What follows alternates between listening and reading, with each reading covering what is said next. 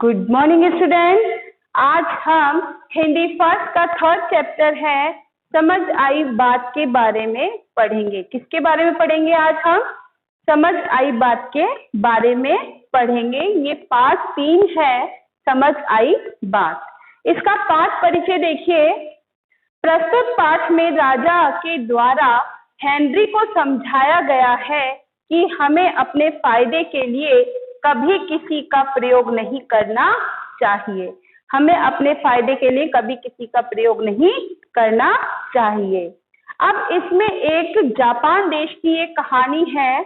Japan देश में Henry नाम का एक धनी व्यक्ति रहता था, यानी कि उसके पास में बहुत पैसा था। उसके पास एक शानदार अरबी घोड़ा था। हेनरी उसकी देखभाल करता था। उसने अपने बगीचे में घोड़े के लिए छोटा सा घर बना रखा था। घोड़ा भी बड़ी लगन से अपने मालिक की सेवा करता था। दूसरा पैराग्राफ है, धीरे धीरे घोड़ा बूढ़ा हो चला। अब उससे अपने स्वामी की उतनी सेवा नहीं होती थी जितनी वो पहले करता था।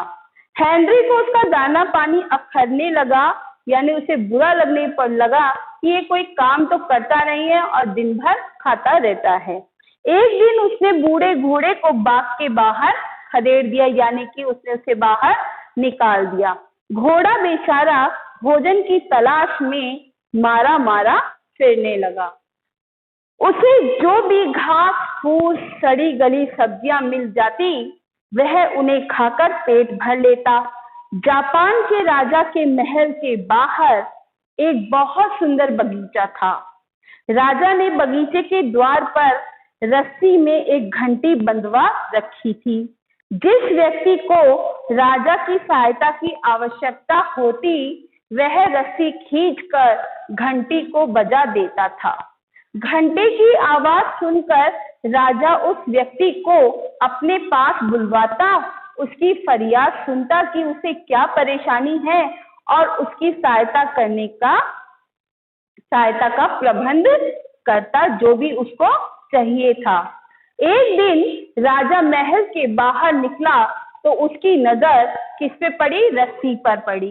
बारिश और धूप के कारण रस्सी गल और सड़ गई थी। राजा ने पहरेदार से कहा, देखो यह रस्सी गल गई है, किसी के खींचते ही टूट जाएगी। आज ही इस रस्सी को बदल दो।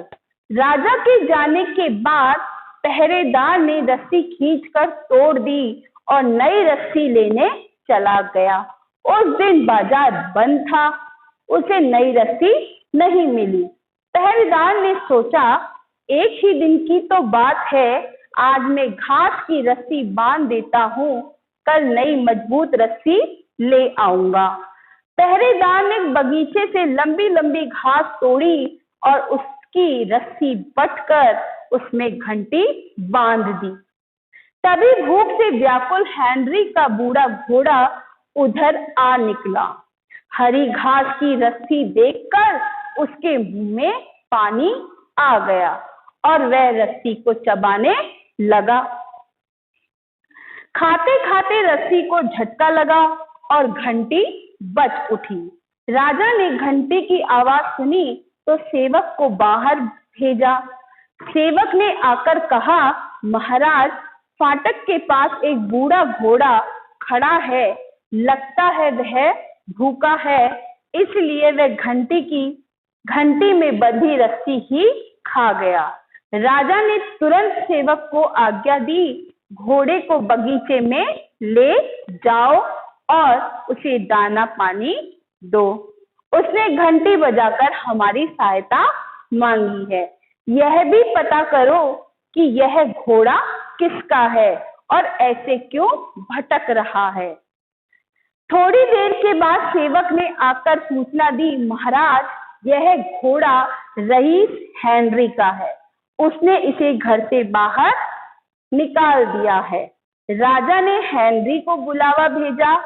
हेनरी राजा के सामने उपस्थित हुआ। राजा ने पूछा, क्या ये घोड़ा तुम्हारा है? जी महाराज, हेनरी ने कहा। तुमने इसे घर से क्यों निकाल दिया? राजा ने पूछा। हेनरी बोला, ये घोड़ा मेरे किसी काम का नहीं रहा महाराज, यह बूढ़ा हो गया है, इसे रखकर मैं क्या करूंगा।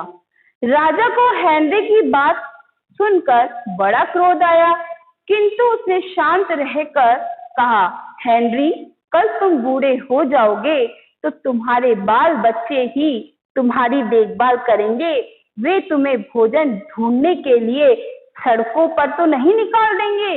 इस घोड़े ने तुम्हारी इतनी सेवा की है और तुमने इसे घर से निकाल दिया। राजा की बात सुनकर हेनरी का सिर शर्म से झुक गया। उसने राजा से माफी मांगी। वह घोड़े को घर ले आया और उसकी भली प्रकार देखभाल करने लगा। ये हमारा आज का पाठ कंप्लीट हो गया।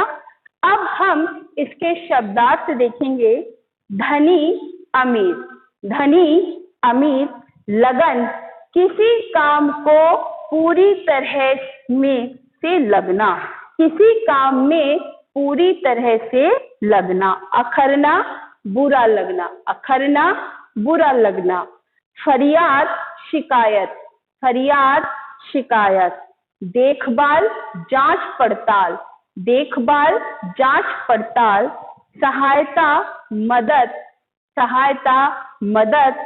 व्याकुल, बेचैन, व्याकुल, बेचैन। आज की क्लास हमारी यही खत्म होती है। आगे आप सभी बच्चे हर पेज पे अपना नाम लिख के भेजेंगे। विदाउट नेम आपकी कॉपी चेक नहीं होगी। जब भी आप अपना नाम लिखेंगे वहां पर साफ साफ और बड़े बड़े अक्षरों में लिखेंगे। आपकी क्लास भी लिखेंगे और उस दिन की डेट भी लिखेंगे।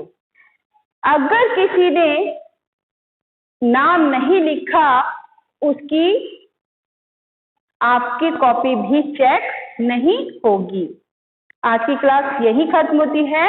धन्यवाद।